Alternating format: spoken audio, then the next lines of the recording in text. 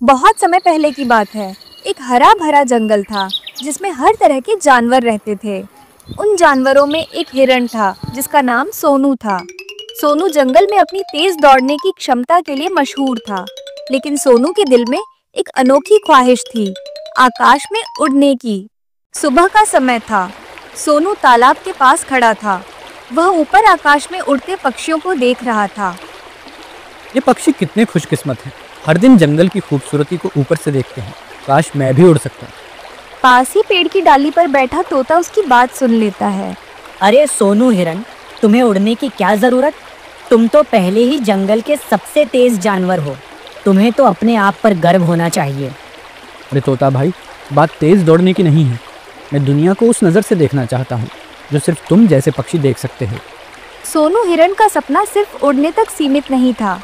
वह कुछ नया करना चाहता था, लेकिन उसकी ख्वाहिश को कोई समझ नहीं पाता था। थोड़ी देर बाद बंदर और खरगोश भी वहां आते हैं और बंदर सोनू हिरन से कहता है, अरे सोनू, तुम फिर से उड़ने के ख्वाब देखने लगे। उड़ना हमारे बस की बात नहीं। तुम्हें तेज दौड़ने के ऊपर ध्यान देना चाहिए। अगर कोई शिकारी तुम्हारा शिकार करने आए तो उससे कैसे बचे इस बारे में सोचना चाहिए, ना कि पक्षियों की तरह उड़ने पर ध्यान देना चाहिए। हम जैसे जानवर जमीन पर चलने के लिए बने हुए हैं, ना कि आसमान में उड़ने के लिए। बंदर सही कह रहा है। हम सब अपनी अपनी खासियत के साथ खुश हैं। ऐसे तुम्हें भी अपने हिस्से की खुशी को अपनाना चाहिए। सोनू हिरन चुपचाप उनकी बात सुनता है और अकेला तालाब के पास बैठा रहता है और अपने आप से कहता है, शायद वे सही कह रहे हैं, लेकिन मेरा दिल मानता नहीं। काश कोई ऐसा तरीका होता जिससे मैं उड़ सकता। एक रात जब सभी जानवर गहरी नींद में थे, सोनू को जंगल के कोने में एक रोशनी चमकती हुई दिखी। सोनू रोशनी कहाँ से आ रही है ये देखने निकल पड़ा।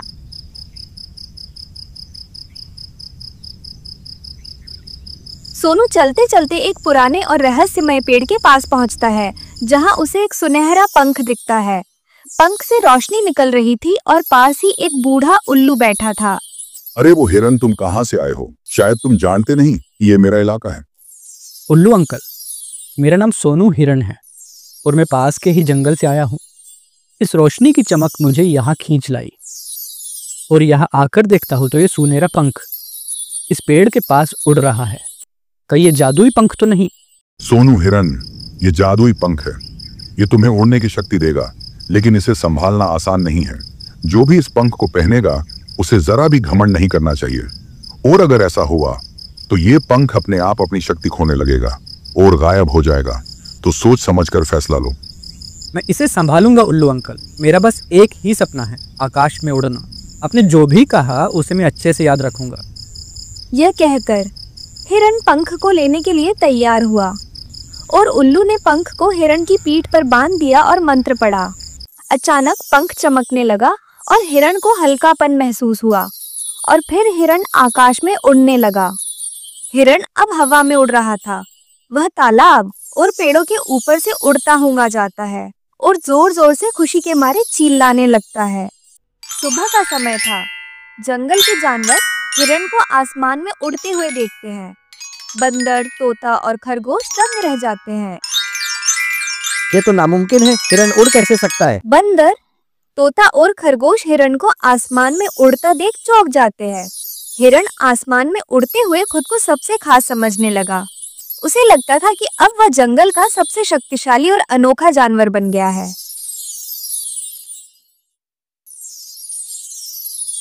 हिरन तालाब के पास उतरता है और अपने दोस्तों के पास जाता है। वह अपनी उड़ान के किस्से सुनाने लगता है। देखा मैंने क्या कर दिखाया। अब मैं तेज दौड़ने के साथ हवा में उड़ भी सकता हूँ, और ये मेरे नए सुनहरे पंखों से मैं जंगल का खास जानवर भी बन गया हूँ। और सोनू, ये पंख तुमने कैसे हासिल किए? और क्या तुमने सोचा कि ये पंख कब तक तुम्हारे पास रहेंगे? जादुई चीजों पर भरोसा नहीं करना चाहिए। हमें खुशी है कि तुम्हारा सपना पूरा हो गया, पर याद रखना, ये पंख तुम्हें मिले हैं तो इसकी खुशी में तुम हमें भूल मत जाना। आखिरकार हम तुम्हारे दोस्त हैं और हमें तुम्हारी फिक्र है। तो इन पंखों का इस्तेमाल तुम दूसरों की मदद करने के लिए और मुसीबत में शिकारियों से बचने के लिए करना। हिरन उनकी बातों को अनसुना कर देता है और वहां से चला जाता है और हर जगह उड़ने का प्रदर्शन करने में लग जाता है। एक दिन हिरण बहुत ऊंचा उड़ने की कोशिश करता है, पर मौसम खराब हो जाता है और बादल घने हो जाते हैं और तेज हवा चलने लगती है।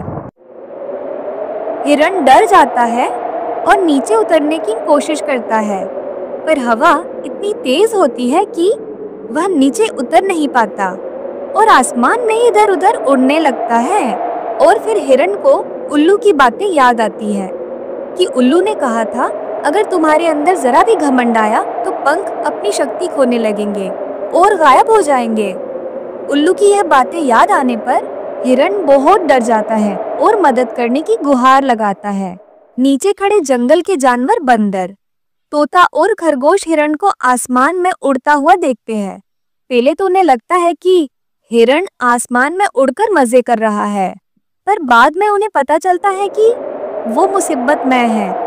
तभी वो हिरण को नीचे कैसे लाया जाए इस बारे में सोचते हैं। तभी तोते को याद आता है कि कुछ दिन पहले हिरण किसी बूढ़े उल्लू का जिक्र कर रहा था कि उल्लू की वजह से उसका सपना पूरा हुआ है, तो शायद उल्लू को इस मुसीबत से निकलने का रास्ता मालूम हो।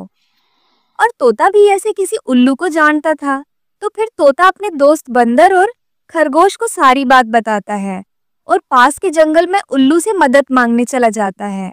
फिर तोता उल्लू के पास आता है और उसे सारी बात बताता है और फिर उल्लू कहता है, मैंने हिरण को पहले ही बताया था कि इस पंख का इस्तेमाल अच्छे कामों के लिए करना।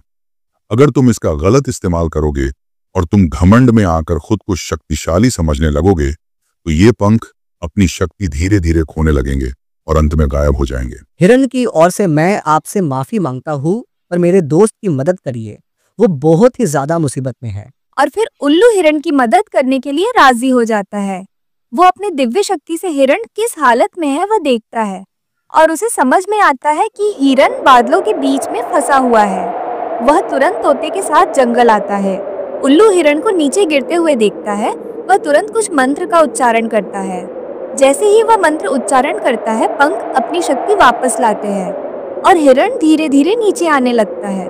जैसे ही हिरण जमीन पर उतर जाता है, बंदर, खरगोश, तोता और उल्लू उसके पास आते हैं और फिर उल्लू हिरण से कहता है, क्यों सोनू, कैसा लगा जादुई पंखों का इस्तेमाल करके?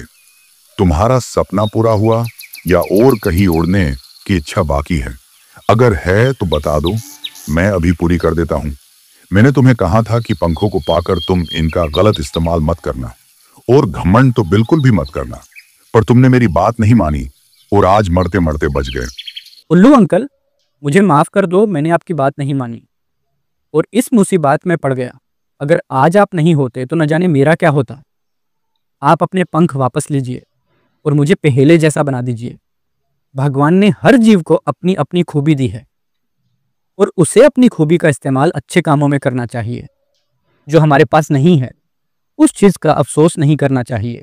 और इस तरह हिरण को अपनी गलती का एहसास हुआ और उल्लू ने भी अपने पंख वापस ले लिए और सभी दोस्त फिर से अपनी जिंदगी हंस खेल कर बिताने लगे। तो दोस्तों, ये थी उड़ने वाले हिरण की कहानी। अगर कहानी अच्छी लगी तो चैनल को सब्सक्राइब करना ना भूले।